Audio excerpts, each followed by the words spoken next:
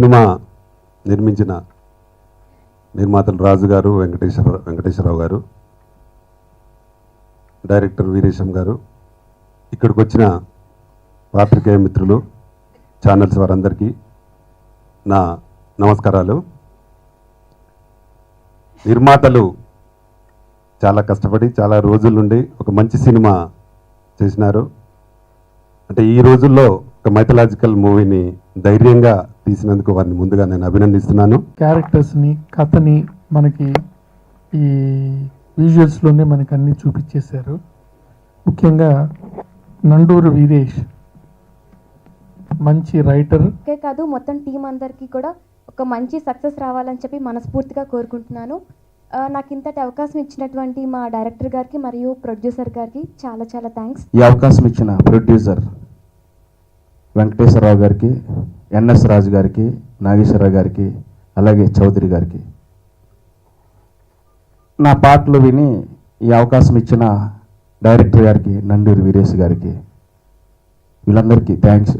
అయితే ఈ అవకాశం ఎలా వచ్చిందంటే, నేను already turbo company Suresh Babu గారిది అమ్మవారి పాటలు చేశాను.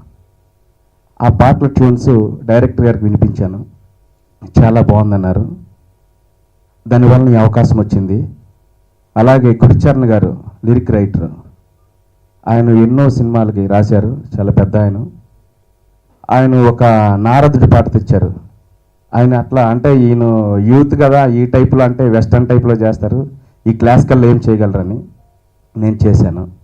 ఆ పాట విని ఖచ్చితంగా ఈయన కావాలి అన్నప్పుడు మాత్రం డైరెక్టర్ గారు వాళ్ళందరూ కలిసి ఫిక్స్ చేశారు. Thanks sir. ఎందుకంటే ఈ టైంలో బాహుబలి సినిమా హిట్ అయింది, ఎందుకంటే రవికృష్ణ గారిది. సో నెక్స్ట్ సినిమా మందే రిలీజ్ అవుతుంది కాబట్టి నాకు ఒక మంచి అవకాశం వస్తుందని నేను ఆశిస్తున్నాను. దాంట్లో సాంగ్స్, ఇప్పుడు దీంట్లో సాంగ్స్ కూడా చాలా క్లాసికల్గా ఉంటాయి. ముఖ్యంగా చెప్పాలంటే ఎన్ఎస్ రాజు గారు, ఆయన ఒక రకమైన వ్యక్తి, అంటే మంచి ఎనర్జెటిక్, సినిమా సినిమా సినిమా అంతే తప్ప ఆయనకి ఏం తెలియదు. ఇక్కడ ఉన్న వాళ్ళందరూ కూడా సినిమా సినిమా తప్ప ఎవరికి ఏం తెలియదు. ఆ పిక్చర్లాగా తిరుగుతుండ, అంటే మనలో ఉన్న టాలెంట్ అనే గుర్తించి ఆయనకు ఒక సాంగ్ చేశా. దానికి ఎలాంటి కంపోజ్ చేస్తానంటే డ్యాన్స్ అనేక రకాలుగా ఎంతో కష్టపడతారు. కానీ ఈ యొక్క పాటలు, ఈ యొక్క విషయాలు చూస్తే నిజంగా ఈ సినిమా సక్సెస్ అవుతుందని నేను అనుకుంటున్నాను.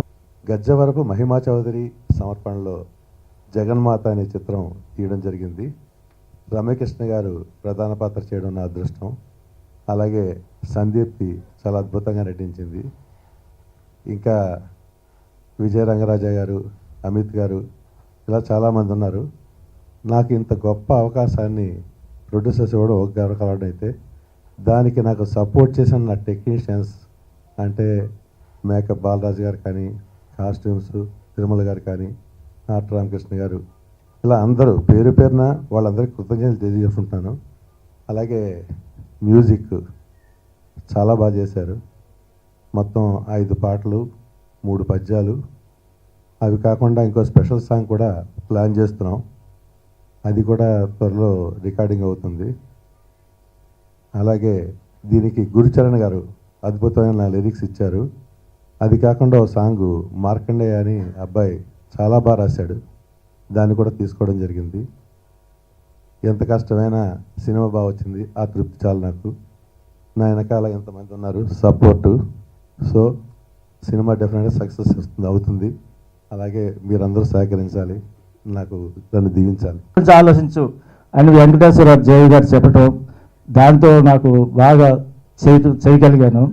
అలాగే కొన్ని ఇబ్బందుల్లో ఉండగా మహిమా సోదరి సమర్పణ అంటే ప్రసాద్ గారు నాకు ఈ సినిమాకి వచ్చారు సమర్పులుగా. కానీ ఆయన వచ్చిన కానీ ఎవరిని నిద్రపోనవలేదు. సినిమా బాగా చేయాలి, మంచిగా చేయాలి, మంచిగా ప్రజల్లోకి వెళ్ళాలనే తపన చాలా బాగా నచ్చింది నాకు. వీళ్ళందరికీ నేను కృతజ్ఞతలుగా మిగిలిపోతాను. ఈ సినిమా అంటే నాకు ప్రాణం. ఈ సినిమా కోసమే చచ్చిపోవాలి, ఈ సినిమాలోనే బతకాలి అనే ఆశ నాకు ఎక్కువ ఉంది. అందుకే నేను దీన్ని వెనకాడకుండా ఎన్ని కష్టాలను ఎదుర్కొనైనా సరే ఓ గొప్ప విజయం సాధించాలి. ఆ విజయం ఈ సినిమా సాధిస్తుందనే నమ్మకం నాకుంది.